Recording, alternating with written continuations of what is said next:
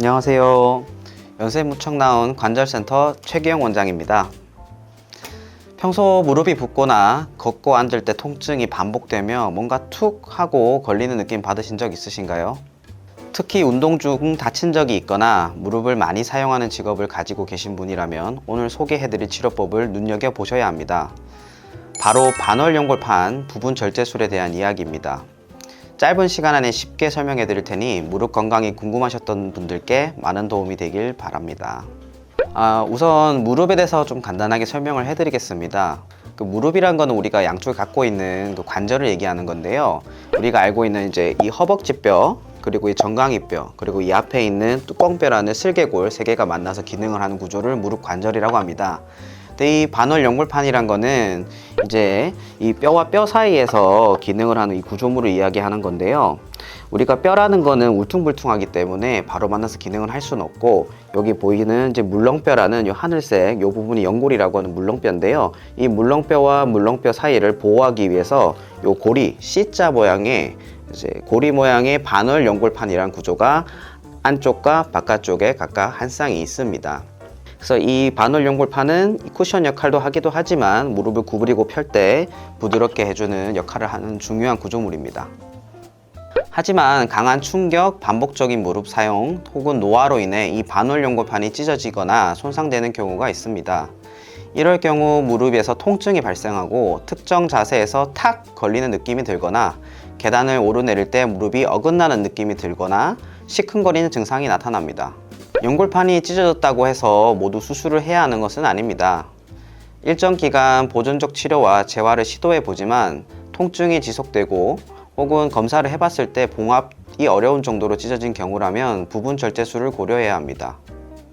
이 수술은 말 그대로 연골판 전체가 아닌 손상된 부분만 선택적으로 잘라내는 치료입니다. 건강한 연골판은 대부분 그대로 보존하게 되는 것이고, 아프고 손상된 부위만 일부분을 깔끔하게 정리해 주는 것이죠. 이 수술은 관절 내시경이란 장비를 통해 이루어집니다. 무릎에 5mm도 되지 않는 작은 구멍을 뚫게 되고 2개 내지 3개 정도 만들게 됩니다.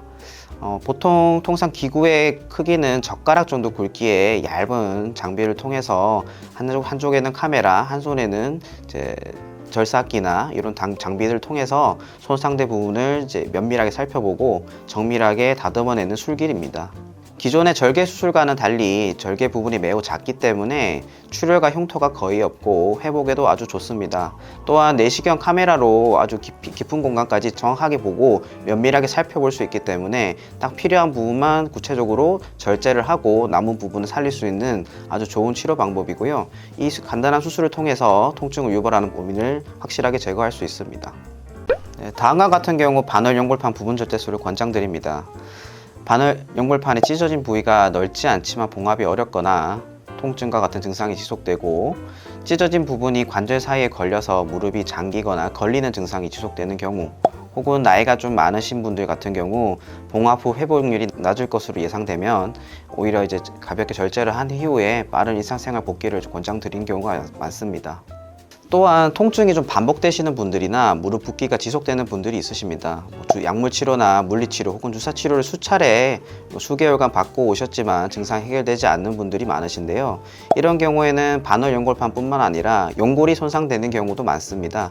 따라서 이러한 경우에는 MRI 촬영을 통해서 병변을 확인해야 하고, 병변에 따라서는 다른 수술이나 치료를 고려해야 될 수 있으니 꼭 전문의와 충분한 상담을 통해서 결정하시길 권장드립니다.